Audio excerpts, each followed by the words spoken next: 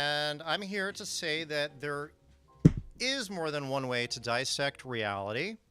And here to prove it this evening are 9 brilliant writers who make up the editorial core of Xfic 22. Utterly subverting our expectations of what nonfiction is supposed to look and feel and smell and taste and sound like, please join me in giving a warm round of applause to the radical and stylish voices of Delaney Parks, Amara Wabor, Anushka Agarwal, Mira Sadao, our extremely talented web editor. We thank you. Helen Wu, Soph Sears, Meg Gladio. This year's, I was going to say formidable, but unbelievably spectacular managing editor. Thank you so much, Meg. Layla Shadid, and Penn Memes, Delaney Parks. Not Penn Memes, just to clarify. Hi guys. So I'm going to read from the beginning of my piece, XOXO Marks. When I was 13, I thought that I was being ironic by watching Gossip Girl. I perceived the pointlessness behind each glamorous detail, from the fresh peonies garnishing Blair's palatial banisters to the ostentatious diamond necklaces that were just a drop in the bucket for any character. So what was the value behind a gift, after all? I mocked the pathetic yearning of every woman Jenny Humphrey's choppy blonde bangs and designer knockoffs, recognized the hypocrisy of her brother Dan Humphrey, a buzz-cutted loser, as he scowled about their so-called poverty from a stylishly disheveled Brooklyn loft attending the most prestigious private school in town. I don't wish to be too harsh to young Delaney, though. A constant irony in life, I feel, is that we can know things intellectually all we want, and yet it doesn't stop us from feeling them.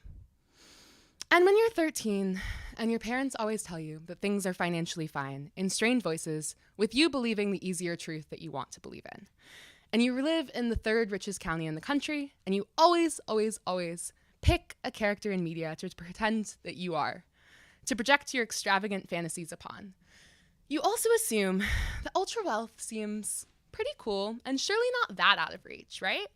From the fancy parties to the Ivy League acceptances and the mental health shopaholic mall excursions, the New York socialites had it made. Why wouldn't you want that? It is not the consciousness of men that determines their existence, but on the contrary, their social existence determines their consciousness, is Marx's take on the matter. I've found that indeed there are many iterations of this development of social consciousness that workers and people of marginalized identities, sometimes one and the same, undergo.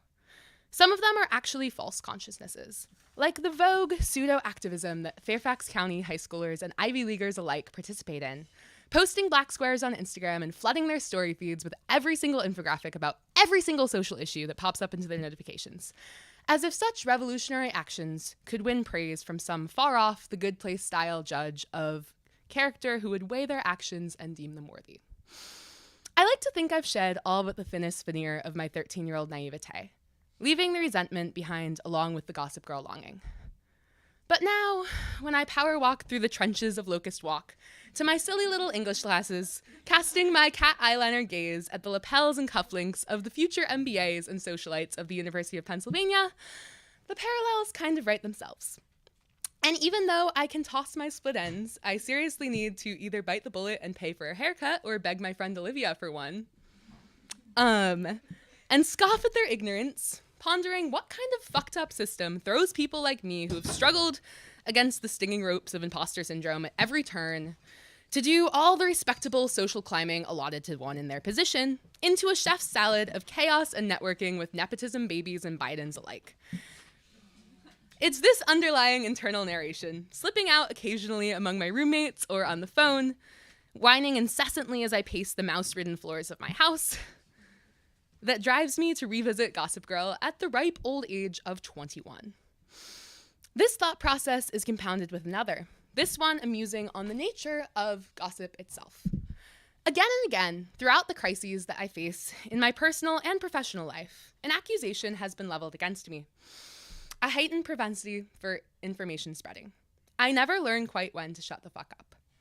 I'm a storyteller of a conversationalist who craves the dramatization of her own conflicts as much as she wants to resolve them. And it's not just what I say, it's also how I say it. I use words like, too much to be respected, sound vaguely like a valley girl at times, come across as catty or bossy or bitchy at others. Perhaps this is simply my toxic personality thinking, but I interpret this critique as solidly gendered as fuck. Because truly, what man alive must contend with it? Further questions that have lingered for years drive me now as I comb through Marxist essays and click through HBO Max episodes of Gossip Girl. Which of these abhorrent people am I the most like? Why am I so innately repulsed by some of the so-called poor characters? Are they assholes, or do they hit too close to home? What platform should I use to express my thoughts as I embark upon this journey, weaving present with past? That last question, at least, is simple. Where do English majors go to couch their mental breakdowns and late-night breakthroughs in language just vague enough to prompt concerned texts, yet witty enough to garner validation in the form of sob-laughing emojis from their 14 closest friends? Twitter, obviously. I decide to work with the madness within for this first re-encounter, putting things off deliberately to force my post-midnight hand and push myself to the brink of awakeness. After a long Amtrak journey home, I drink, for some reason, a non-spiked half-gallon of apple cider, along with a full-charged lemonade, mango yuzu with a dash of black tea to try to keep my teeth from aching over the acidic citrus overload from Panera. Pre-game with some Marx essays as a fun refresher, and see what my consciousness oozes out. Unfiltered commentary, hints of class critique, the self-awarely manufactured Twitter voice of my generation. The setting, my childhood bedroom between the hours of 12:30 and 5:30 a.m., is a little bleak, I must admit, but also undeniably fitting. What better company than the faded, scruffy, stuffed dog named Fluffy and the ominously shaky creaks of my metal loft bed to reflect and reconcile my past and present perspectives on wealth. With that, my persona, Delaney Archibald, to honor my 13-year-old crush, will take it away, interspersed with reflections triggered by the show's event to grant insights that nobody likely wants, but will now receive as a burden. Read more on our website.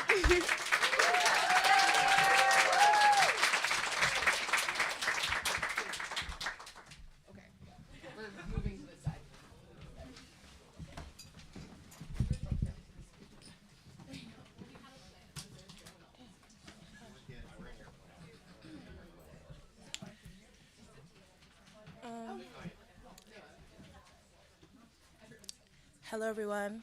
My name's Amara, and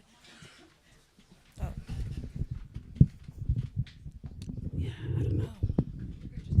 Okay, I'll just hold it. Yeah. Okay. Hi, everyone. My name's Amara, and I'm going to be reading my story called Shades. And yeah, I sit at my desk, staring into my two-tone tabletop mirror, feeling feverish for artistry. I zip open my suitcase-like makeup bag, primed for a successful bout of maquillage. I apply a pump of chestnut brown foundation to my cheeks and forehead. I spritz my makeup brush with setting spray and begin to pat the foundation into my face, just in time to stop it from running off. Blending it in seamlessly as Da Vinci crafted his Mona Lisa, the genesis of an opus. My creative temperament guides me to both makeup brushes and fresh shades. It hasn't been the most practical pastime, given that I have the vision of a bat and rely on prescription glasses on the day-to-day. However, I've always enjoyed the sly, slightly anonymous result of a full face of makeup paired with sunglasses. It's not an everyday look, since I would likely get bored of it. Besides, wearing contact lenses every day to permit such daily wear is a hassle as well as a financial burden. I survey my mother as she uses a skinny, dark brown pencil to fill in her eyebrows. She is also using a spoolie brush, taming her brow hairs to prime positions and angling her pencil to create a soft yet high arch. She continues with the brush, fading the inner corners to create a gradient of pigment. She tells me to avoid the infamous box brow look. She's focused but calm, like she's done this a million times before. She isn't a makeup artist, also known as an MUA, but she might as well be. She finishes by using an angled brush with concealer to clean beneath the brows, defining the arch and sharpening the tail. She blends everything out, producing an art that doesn't look drawn. Later, she screws open her fine-tip black liquid eyeliner, somehow applying it perfectly above her lash line, creating a sharp wing in the outer corner that consequently elevates her eyes. Mom, how the hell do you do that? I ask. She justifies it with her first degree, chemical engineering, a career in which linear sketching is a requisite. She always pairs her eyeliner with some elaborate eyeshadow look that matches the color of her clothes. Most recently, I remember her getting ready for a nursing gala. Engineer to nurse, I know, she's an icon. She wore a ruby red sequin custom-made dress with a train attachment that draped from her back, following her as she walked. Of course, for her eye makeup, she slayed a red and black ombre cut crease, coupled with rose gold glitter and topped off with a black wing liner, described like a dinner entree because she ate. In moments like these, I realized that I get my loud style and personality from her, doing things like wearing 23mm false lashes, wearing a prom dress to dinner at a museum, or showing up to lectures in makeup and sunglasses. Feeling inspired by my mother, I lay in my bed at 1 a.m. searching up makeup tutorials for Black women on TikTok and YouTube, coming across MUAs like Ore Oten. I would binge watch their seamless application for hours, taking mental notes of their tips and tricks. I started practicing with expired drugstore makeup that had been collecting dust under my bathroom sink since middle school. I quickly realized these products wouldn't cut it. I needed new, better quality products. I'd sneak into my mother's room, stealing from the multitude of makeup supplies she would have scattered around her desk. There were so many different products that she rarely noticed if things were missing. It was great. Eventually, I had to buy my own makeup, slowly filling up my bag with products from Maybelline, Juvia's Place, NYX, Fenty Beauty, e.l.f., and of course, the finest miscellaneous selection from my mom's room. I quickly mastered eyebrows and moved on to what's called the base, but where I've been defeated is in my own attempts to learn how to do eye makeup. Oh, sorry, I lost my place.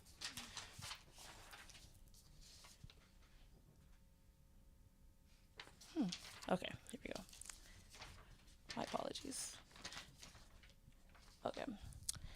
On a typical Sunday, I arrive at church wearing an oversized, frameless pair of sunglasses with brown gradient lenses. A friend catches me before I walk in, and I take them off. Hey, Amara, you're always wearing some cute, unique sunglasses. Where do you get them? They say. Oh, thank you. I'll send you the link, I responded. My entrepreneurial alter ego yearned to change my default response to I sell them. I started my business in the summer of 2021. I've used Instagram as a platform for promotion, but it's never reached far beyond friends and relatives. My customer hotspots were my high school and church because those were the only places I would typically go. I simply wear my sunglasses around and I'd let people know I sell them if they asked about them. I dare to dream about owning a large enterprise with the logo and brand name known widely around the general public as Shades by Amara, or SBA. It would be engraved into all of my products. I'd have business cards, thank you cards, and even coupon cards like the ones they give out at Bath & Body Works. I'd have logoed cases that come with each pair of shades and packaging so aesthetic and seemingly valuable that one would never consider throwing it away. I designed the sunglasses myself with the website for online shopping and in-store store locations. I'd have a warehouse where the sunglasses are kept and shipped out to online buyers.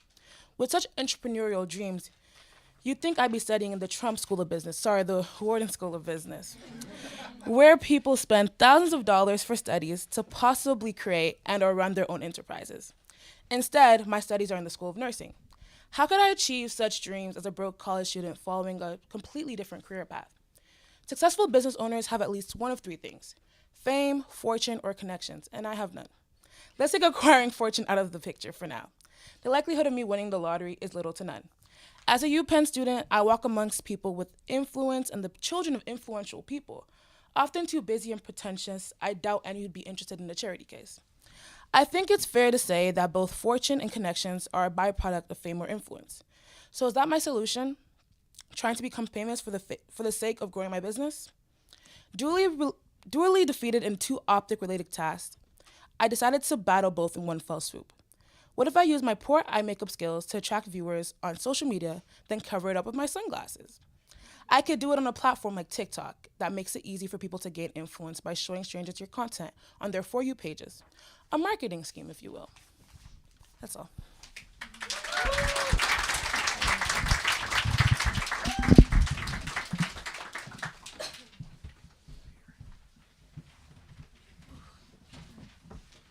Hey. Oh, can I erase this? Okay. I'm going to leave it. My name is Anushka, and I will be reading my piece, Choose Your Player. Oh. Awesome. This one will work. Hey, you got the wrong one. Oh. That's okay. Oh. Yay. Sorry. Okay, anyways, I'm Anushka, and I'll be reading my piece, Choose Your Player. Introduction. How do we see ourselves? How are we perceived? Who am I? I want to be at peace with my personality, with my thoughts, and with my friends. A better way to put it, confident, calm, and well-liked. Why not become this way? I rarely try to reinvent myself beyond small outfit changes and new activities, but what if I made a bigger change and tried on different augmentations of myself? This is my challenge.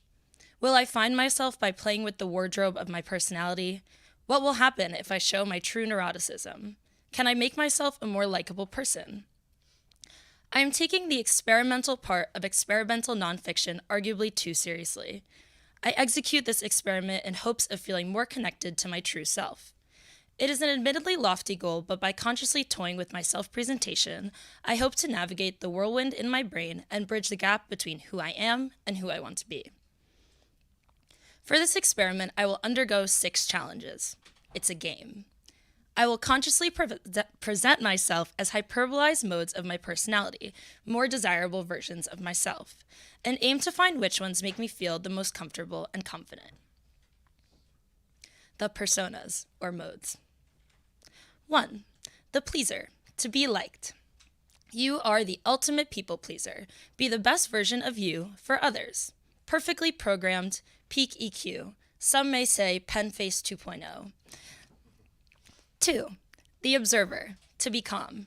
Picture an angsty girl on a walk, incognito mode with sunglasses and a cigarette. Borderline NPC. And 3. The wild card, to be confident. Be unapologetically you. Share every thought you have out loud. It is just as scary as it sounds. So with that experiment established, I'll be reading my first section as the observer, which is the calm character. Cotton candy skies sweeten the outside of the bar. Inside, the pub's wooden walls absorb the sunset's warmth, concealing the onset of the evening. My skin is beer-toned under the sparse overhead lights, as if I'm a true Indian pale ale. My edible loosens me. I artificially send myself into observer mode, letting the THC soften my face and facade my feelings in a haze. I feel calm. I feel no pressure to be talkative, to carry a conversation. I sit back and allow the bar to fill the silences between us. Under the dim bar lighting, his skin glistens like plastic, not porcelain. He's objectively perfect, like an Indian Ken doll. His face is perfectly symmetrical. He's a med student at Penn, and he even hails from New Jersey, the best state. I let him ramble on about the difficulty of school, the stress of moving, and the rarity of his accomplishments. Spoiler alert, this is not a very eventful evening. He asked me a few questions about my life as an undergrad in my hometown in New Jersey. We make lighthearted jokes about the Indian American community and walk in circles over our common ground. Nothing bad, nothing good, hardly novel. I really love chatting with you, though you're shyer than you were when we texted. He holds his third beer like a microphone. I want to respond candidly, telling him that I'm actually often too much, and he's fortunate to see a toned-down version of myself. Instead, I let the words fall back into my throat and chase it down with a cherry sour ale. I pause.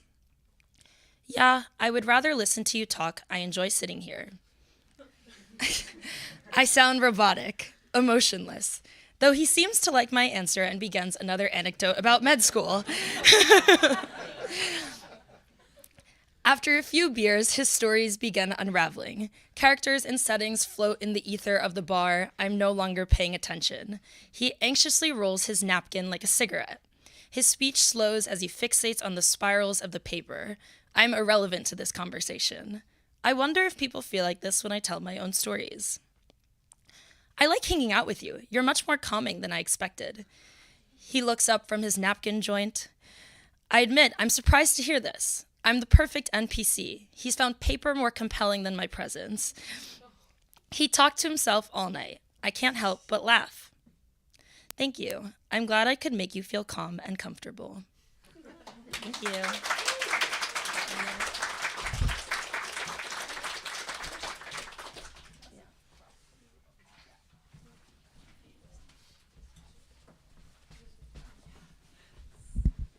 Okay, hi guys, I'm Mira, and this is the novel Dictator. I could tell you about the English teacher, but you know him already. The crease-faced, soft-smiled, low-voiced, shoulder-patting, eyes-lingering man who taught you how to feel things in the confines of his cement brick cell with a purple accent wall. He's in his late 40s or early 50s and sometimes older, but he never tells you his age. His father forced him to play the trumpet or the trombone or something, so he hates his father and the sound of the tuba, and he wants to be a better father to you. He has a wife who makes more money than him, but she's not home a lot, and a daughter in the grade above you. He runs the yearbook club, manages student government with an iron fist, and coaches girls' junior varsity volleyball as a consolation prize for girls' varsity basketball.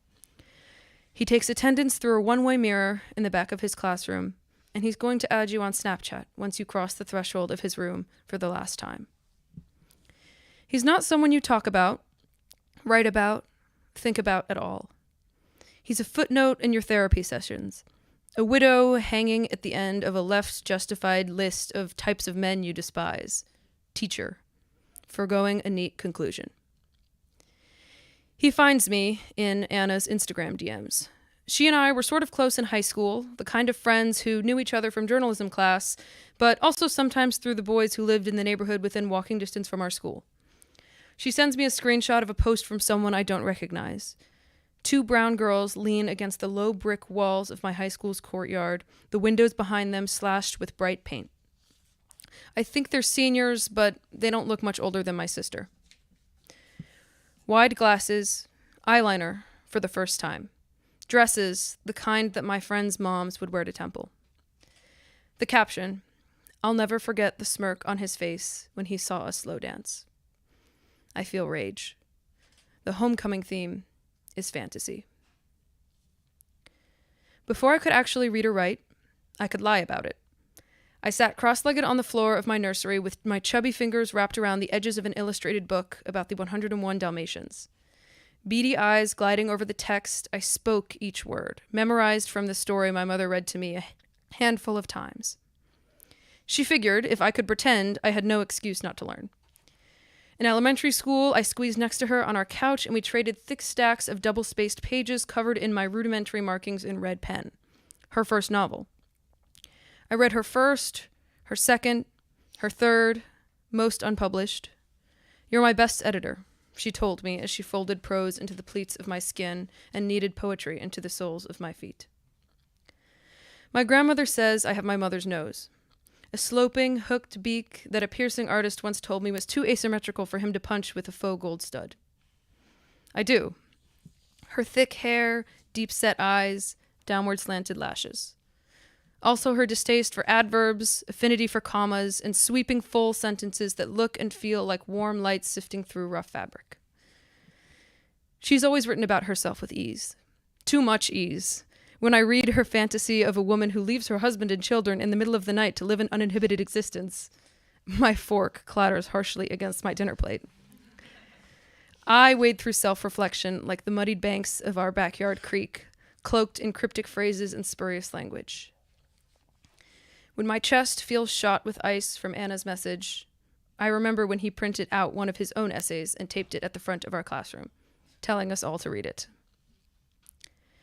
When I write about him for the first time, I steel myself against the hulking authority figure, personalized book selector, doting father presence pressing against the edges of my mind, and I sink into the shameless prose of my first English teacher, who infused anaphora in my blood.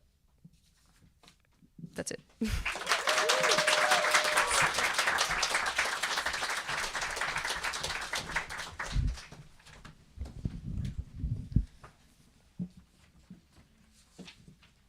I'm Helen, and I'm reading my piece, Full House. You don't know what front of house and back of house is? Mario, we have to explain this to her. A grabs my pen and writes the two terms, drawing a line between them to divide the page into two columns. Mario chimes in passionately. So the front of house is your servers, bartenders, busboys. All of those people are led by the front of house manager. They're the ones who interact with the guests. A nods in agreement as I rapidly take notes. Your back of house are your chefs, cooks, porters, prep, and dish boys. They are managed by the back of house manager. Bartenders tend to straddle the line between back of house and the guest. We're in a unique position. Using his pen, A scribbles bartender between the divide he's made for front of house and back of house. He draws a final line with arrows pointing to the bottom of the table.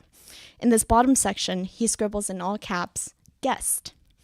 Even though we're all working in the same restaurant, it's like different worlds. The people, energy, vibes, everything is different. Yeah, the front of house are always trying to tell us back of house what to do. They're pretty shitty. What the front of house don't realize is that we back of house have knives. Part 1, guest. We follow our host towards the back, where he parts a set of curtains to reveal a sexy, dimly lit room. It's much quieter here, with plush leather seats, dark wooden armrests, and a warm ambient light absorbing all excess sound, shrouding us in an air of intimacy. In unison, my friends and I pull out our phones to start photographing the space. We block off the narrow passageway of the back room, rotating like delicate figures on music boxes, careful not to turn on flash while surveilling the room with our digital devices. Many of the women have perfectly applied, effortless makeup, perfectly layered hair that was probably done at some K-Town salon, and probably perfect jobs and degrees to go with their perfection. I imagine taking everyone's designer bags and piling them in one corner of the room. It would probably create a substantial mound that could be appropriated into a contemporary art piece. Part 2, front of house. Gesturing at our empty plates and dirtied utensils, she says, I want to take all the little things and give you new little things. This statement tickles my mind. I revel in the literalness and elegance of her words. As she gracefully clears the little things from our table, I tell her, I love the way you said this. She beams at my compliment. I've been doing this for 20 years, and during that time, I've been learning the right things to say. I love that your statement was somewhat assertive but not condescending. Yeah, that's something I think a lot about. Over time, I've practiced and accrued a list of some of the best transitions I can say to customers. Her answer surprises me. It's never occurred to me that waitstaff need to practice what they say. As I probe more about her job, I feel uneasy due to the absence of a barrier between us. She answers every question freely, like we're friends, not server and patron. Part 3, bartender. How did you get into bartending? I ask A. My dad brought me to the diner where he worked. I watched him serve food and alcohol to his customers, the delight in their faces when they would try the food.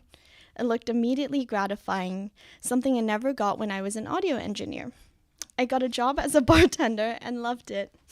I love it when customers like my drinks. Actually, do you want to try some of this? He reaches his hand into his bag and pulls out a quart container of translucent blue-purple liquid, swirling it around as he shows it off. It's a component of a new drink we're experimenting with. The blue comes from steeping it with butterfly pea flowers. It's delicious.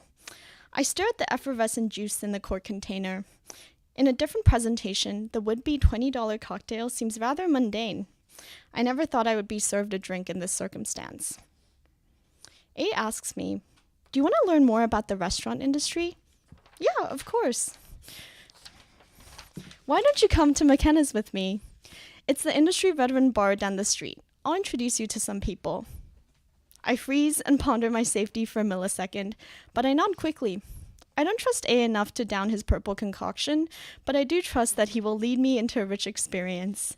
I also acknowledge the delicate and fleeting situation at hand, a privileged and sheltered college kid being offered a rare opportunity to cross the boundary and understand the life of back-of-house restaurant workers. Part 4, back of house. So, Mario, A told me earlier that in the restaurant industry, people tend to leave their jobs and move around a lot. Would you say that is true? Mario perks up at my question. Oh, hell yeah. I can't count the number of restaurants I've worked at in the past 5 years. A, at least 5 drinks in, by my count, and red in the face, leans over, ready to give me a straight answer. There are many ways you can burn out. bad hours, bad culture, people treating you real shitty. The front of house managers, too, always trying to tell us back of house what to do. Who's the front of house manager? A and Mario look at each other in a grand moment of recognition. A takes my pen. Mario, previously timid and reserved, starts explaining the front of house and back of house dynamics. I see this picture they're painting come alive before me. This separation is so easy to understand, so obvious, yet something I've been oblivious about all this time. Every time I dine at an upscale restaurant in New York City, I'm not thinking about the fact that the person grilling my steaks might not be an Italian chef, but a 30-something Latin American man.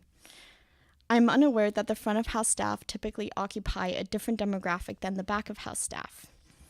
Glancing around the room, I realize that everyone who comes to this bar are people like A and Mario, back of house restaurants working to seek relief from the day.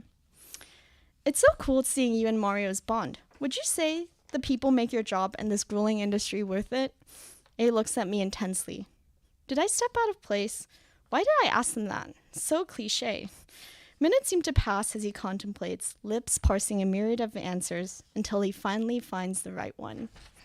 Helen, fuck the people. This is the nuclear core of the industry.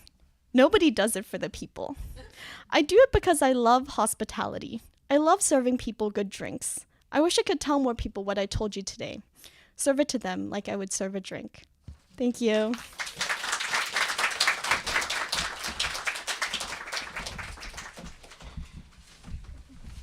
Hello, my name is Soph. This is a piece about death. I decided to go looking for alternative forms of thinking about death, dying, and to uproot all of the costumery Western culture likes to place over its corpses. I want to know about a different way, to envision a relationship to mortality that doesn't demonize or reproach every reminder of its imminence.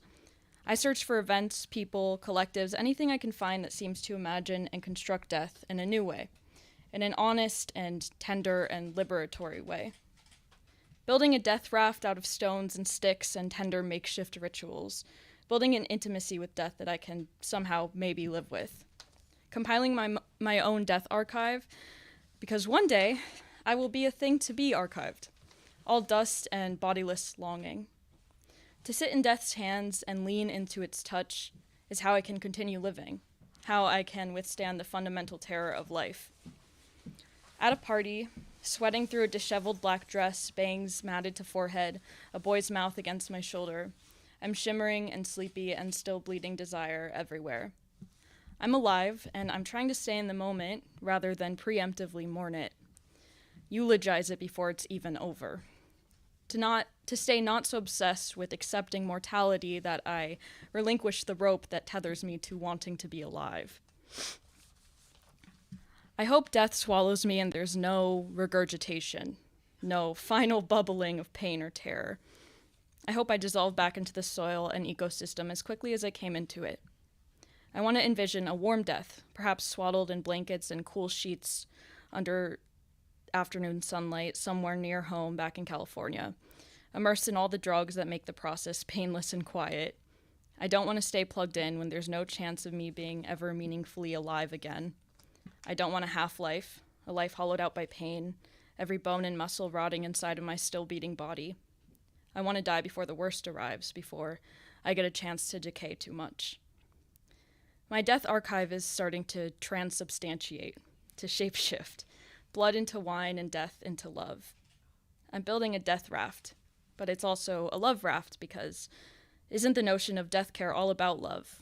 Love embedded in every final gesture, in washing our beloved's corpses, brushing their hair, dressing them in their favorite clothes, returning their bodies to the earth whatever way they ask us to.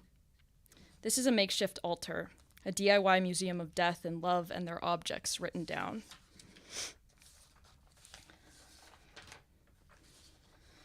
At a grief ritual, led by the Salt Trails Collective in Clark Park, my friend and I sat on the grass and we told each other secrets and cried through the telling. But the words got out of our mouths nonetheless. We had rocks in our hands to which we were told to attach our grief, whatever we were mourning that day. I thought about my great-grandma. I thought about the rituals she'd enshrined, made holy. She talked about these lavender-scented sheets that she envisioned on her deathbed. I thought about how certain wounds follow you around like black flies circling a fresh carcass, sensing a corpse well before the heart's ever stopped beating.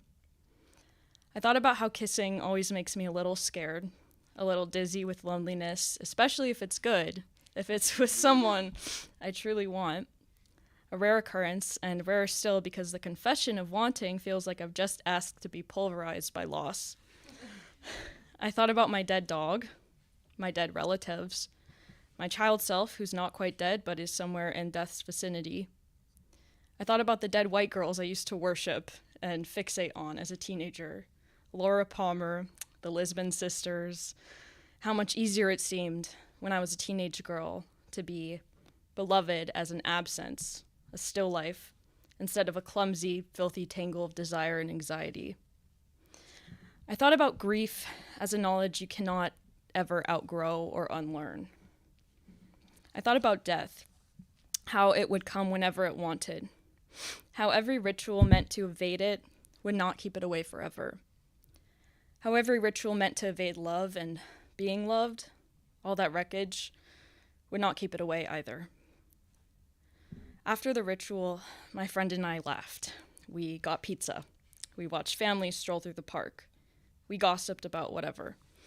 We were both tear-wrecked and completely unable to care about how we looked. The proximity to death, aren't we always neck to neck though, unmoored us for a moment. There were suddenly things much more essential than beauty. What I haven't said aloud, what all of this death archiving, all the oracle cards and conversations with death doulas and grief rituals and endless research reveal, really, is what the marrow of this project means. Asking someone to love me feels akin to asking someone to plan my death, facilitate it, witness it, soften it.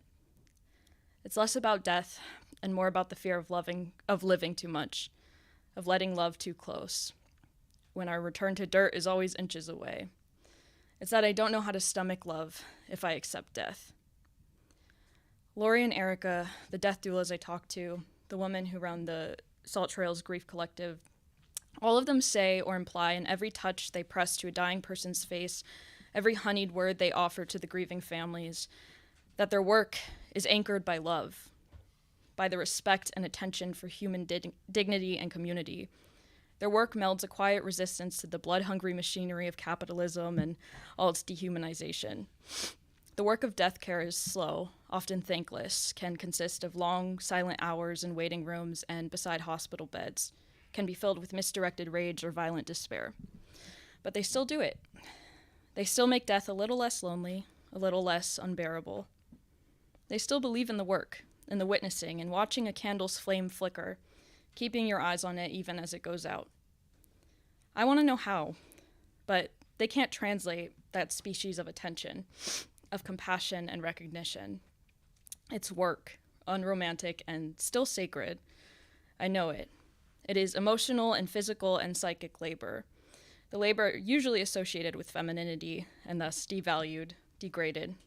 But it's work that they somehow keep doing. After meeting with them, I started to ask my friends about their death plans.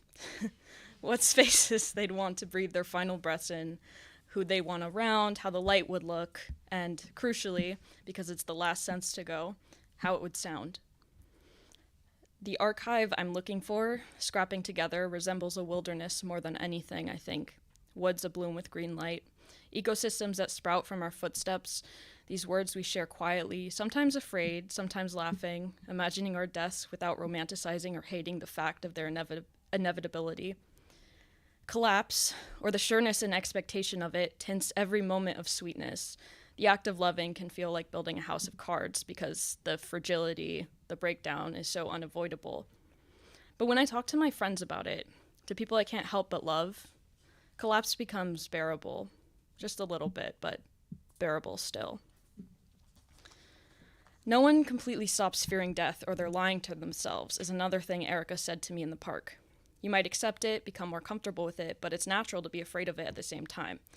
Our bodies are trying everything to keep us alive, so of course to accept death would feel slightly unnatural.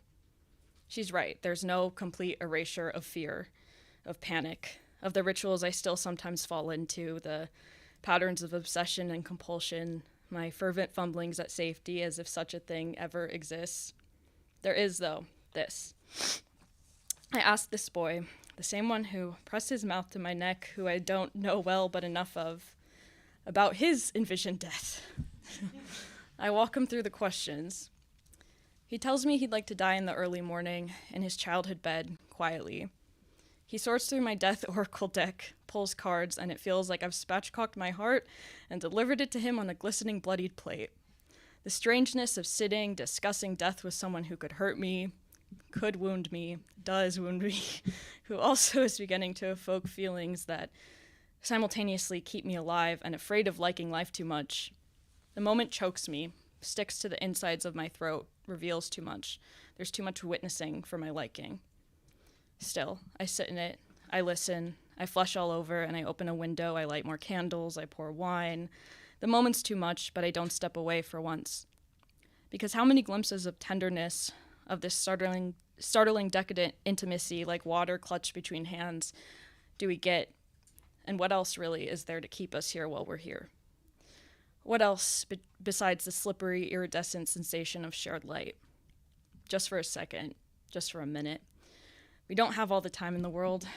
We have a minute or two, and that has to be enough. Sit here, look at me, and don't look away.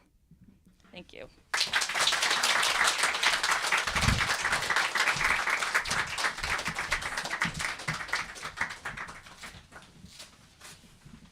Hi.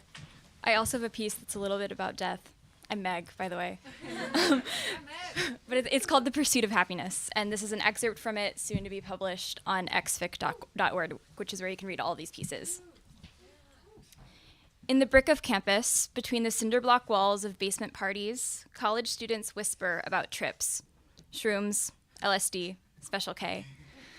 But Chris's enthusiasm surpasses the run-of-the-mill curiosity of early 20-somethings for psychedelic party drugs. His interest in psychedelics is eerily familiar, pseudo-spiritual, and vaguely evangelical, like the slogans of the psychedelic therapy websites, their transformative power, their potential for healing. Chris is the type of person you'd meet at a ketamine retreat, or DMT, or ayahuasca. Luna had first asked if Chris could join because he was interested in this kind of therapy work. I'd agreed, thinking he'd be an extra sitter, there to make her feel more comfortable and safe. I'd misunderstood. Chris would actually be doing the ketamine with her, and I'd be sitting with both of them. I was supervising a full-on ketamine retreat. Tomorrow. Chris is in his bedroom in a Zoom meeting, so Luna and I get a chance to sit and talk. Just us, mutual daughters of dead fathers. The unspoken understanding between us disintegrates a certain wall that usually rises between me and most people. She tells me everything. The endless yearning for her father, the constant fear that he would leave her, the incessant anxiety of loss, and the ultimate devastation when he left and never came back. She speaks, I listen. We both suffer from a sort of deep existential anxiety about losing. The way that Luna replays memories of her father reminds me of how I find myself traveling backward anytime I think of my family or the narrative of my life. Don't go there. This isn't about you. Despite the connection I feel to Luna, the implicit trust between us, I do as I usually do. Keep my story vague, don't let her on to too many details about my dad. I've already shared a lot with Luna, dipped back into the past more than I like to let myself. My voice quiets, I withhold details, keep my grief short, vague, and palatable, as always. Stay present, stay here. While Chris was in his room, Luna and I had mostly done the set preparation we needed to do, going in depth on Luna's experience with loss and the reflection she'd like to do while in the medicine. But Chris, of course, has his own system for leading journeys. He pulls out his note cards and asks Luna to write with him on themes, self-criticism, grief, gratitude. Luna and Chris write on hexagon-shaped note cards, part of Chris's package he uses for leading people on journeys. Luna's are more or less what we already discussed, with a tornado of her fear of loss and words that cling to her in the face of it. Chris's responses take a simultaneously practical and spiritual tone. Expectations from childhood haunt him. He struggles to let himself relax. At the same time, his relationship to loss feels guided by a higher power. He explains that he's been struggling a lot with motivation, but also that he has a friend who's also experienced loss recently. He tells me that a friend of his, Ruby, recently had her father pass away, and he wants to reflect on how to help her through it. As usual, dead fathers are an inevitable theme, and I guess Chris wants me to help guide him to an answer. I bite my tongue to resist telling him there isn't one. Around 3 p.m, Chris seems to be asleep, a crackle of snore rumbling from his throat. Luna's lip quivers as if she's crying and grips both sides of her bed. It's been 2 hours. I whisper to check in, and she nods that she's good. 10 minutes later, she pulls off the handkerchief and notes that her eyes are wet, but she doesn't know why. Chris wakes at the same time, touching his neck, abdomen, legs, then wiggling his feet. They've landed. The rest of the afternoon fades to blur. When Chris and Luna wake, they want to go on a walk. We emerge from the dark cave of the basement and into the warm October sun. I ask questions, curious to hear what they experienced. It was just so calm, so relaxing, says Chris. Totally different from psilocybin or LSD or anything like that. Luna talks about loss, that it's a part of life, that she feels overwhelmed by trying to make things feel normal. To her, loss disrupts normalcy. We try to stop loss, but we can't, and that's frustrating. While she's on the medicine, she realized she needed to embrace its inevitability. Loss isn't a disruption of normalcy. It is normalcy. In the third act, a new character enters my investigation of the pursuit of happiness, a surprise variable that had been hovering at the edges of the story. She finally made herself apparent as an essential part of everything, an embodiment of my avoidance of the grief that lurked in my bones. Ruby, at least as I'll call her here. She has a story too, and she found me. Ruby was launching her own investigation, and I was at the center of it. I share interspersed details of my practice narrative. My father was a psychiatrist and a musician. He died when I was 8.5. He was my favorite person. He was an amazing person. He understood me better than anyone else. I did lots of grief therapy when I was young. It's hard, and I miss him, but things are okay. I keep it vague, digestible, withholding parts that would reveal anything too raw. No need to burden people with the details. I keep that tucked away in my box, only let it show in its pristine, unobtrusive package. Ruby sees right through it, and finally a question slips from her lips, a question I could tell she'd been itching to ask, the question that always tends to dance in the backs of people's minds. Tell me how your father died. It's not often that people have the guts to ask, but here, now, Ruby does. I pause, disarmed. This wasn't supposed to be about me. My body tenses. And then I tell her. Everything. As I do, my body slowly relaxes. It's relief, it's catharsis, it's freeing, all the misty details escaping. Ruby doesn't flinch. I don't usually tell people all that, I say. What? Like your friends don't ask, Ruby says. That's bullshit. I tell everyone. I want people to see it. I want people to ask. When my friends avoid it, I intentionally bring it up. I run into Ruby again a week later. She doesn't recognize me at first. We'd only met once and only spoken for a few hours. I stare at her for a moment, and then her face softens, and she nearly tackles me in a hug. Sometimes I forget you exist, she says. Talking to you felt like a dream. I haven't stopped thinking about it. Same, I laugh. I don't want anyone to prescribe a solution to my trauma or a cure. I don't want to live my life on some impossible pursuit of happiness. I want to live it loudly, honestly, unapologetically. I want to wear my grief like a flower in my hair. Look at me, I'm here, I'm part of you, and I'm beautiful. I want to step outside and scream it for all to hear. Thank you.